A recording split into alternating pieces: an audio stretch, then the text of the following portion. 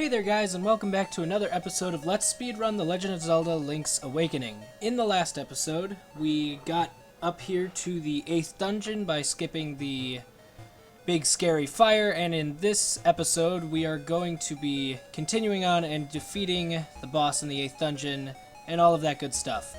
So, to start off, you start at the entrance of the cave, come slightly to the right, use your Pegasus boots, jump over. It helps you gain a little bit of speed. Here, these things, the little gimmick with these is you push them, and then by using the control pad, you can control where they go, and if they hit a dead end like that, they just poof and disappear. But one fun little thing that you can do is you can actually jump with your feather while you're moving. So our first destination is up there to the upper left, that exit right there. And so what we can do is we can actually jump over here, and that saves some time. Pegasus boots down here. This is another new trick. I don't think it's been shown off before in the speedrun. It's called the sideways or diagonal block push. And so how you do this is you wall clip on the bottom of it. So see where his head is in the middle of the block, and now see where it is, how it's not in the middle.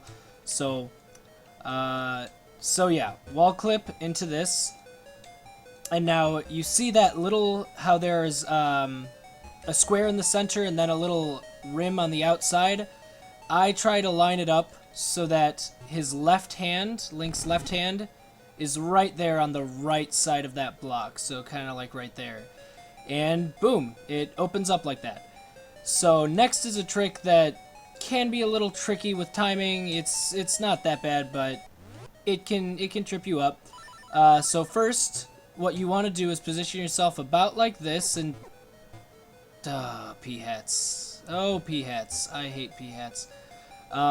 So jump, quickly pause in the middle of the jump, and then equip your bomb arrows, and as soon as you unpause, bomb arrow the wall in front of you, and hold up. And then, boom, that saves an equip, which helps. And then you equip your feather with your bow and arrow. Oh, I messed that up. There we go. Get the key. And then you want to go outside, actually, because there is a piece of heart here.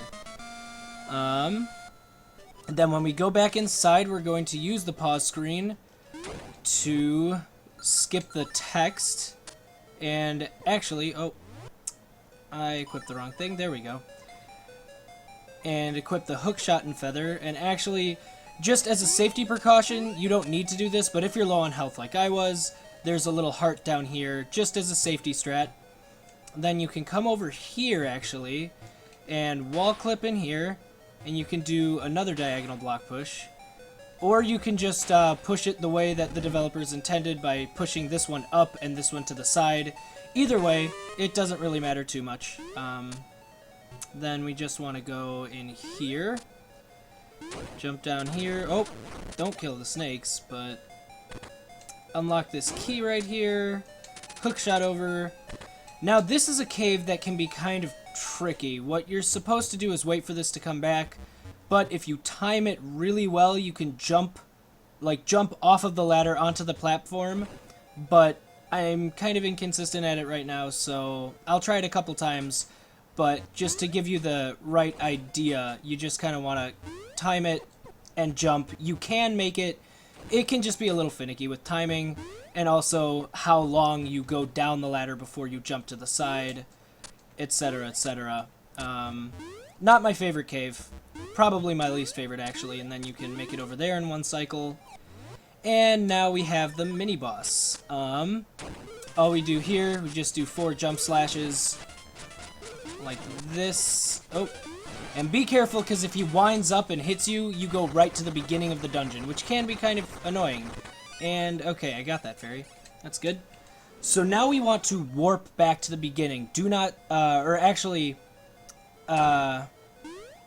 no, that advice is coming in a bit. Just be aware, you don't want to save and quit after I do what I'm about to do right here. We want to equip our bombs and arrows, and then keep these equipped, shoot an arrow up, bomb arrow down, and then push this down, follow the pattern, fill it in, and you will get a small key. And after getting this small key, do not save and quit. Because if you save and quit, the blocks, the crystal switch I just hit, will reset. And we don't want that, because that's how we are going to get the dungeon item. Which, spoilers, was right after the mini-boss, but we hadn't hit the switch yet. So now we go back through the portal, and you can jump there to save some time. Voila, we have the magic rod. So, save and quit, go back to the beginning, avoid the portal, because that can happen sometimes, and that's rather unfortunate. And now we just jump here.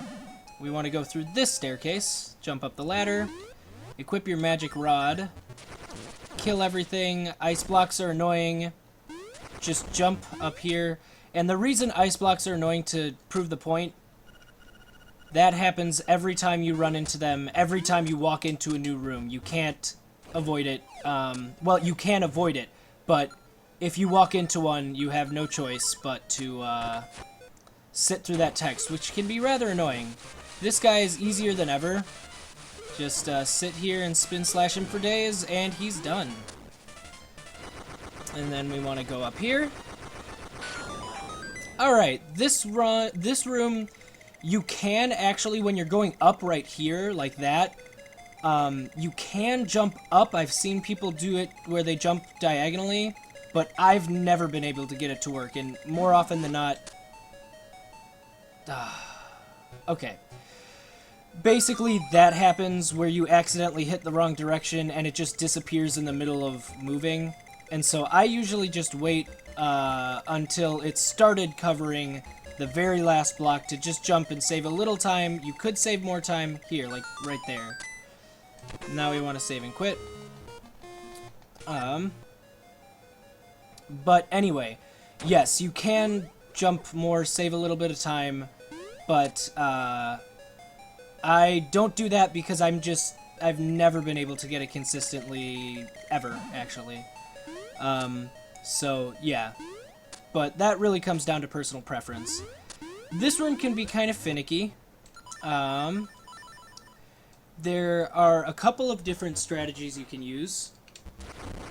The one that I usually use, or I started using because it's a little bit faster if you do it quickly and don't mess it up, is you can get rid of this by going up and then jump over. And there, I just messed it up. That's the consequence of trying that strat. But thankfully, once you run into them, you won't get that message in a room again. Okay. And now here, that's all you need to do, but be careful because that will happen if you run into the staircase. So you have to try and judge the distance accordingly. Okay, so now we're already at the boss. We're already pretty much done with this dungeon, so skip the text. And then, oh, how did I jump in the middle of that? Okay. Oh. Also, it is worth noting that, oh, wow, that was a nice and quick fight, even though I messed up at the beginning there. Here you definitely want to get in front of the door as quickly as you can, because the heart container drops relative to where you are in the room. So if you're over here, the heart container is going to drop down at the bottom there. But what I was saying is it's worth noting that with the magic rod, it's only really applicable in this fight, but with the magic rod you can only have 2 shots on the screen at a time. I'm mashing the button, and that's as fast as you can fire it if you miss both shots.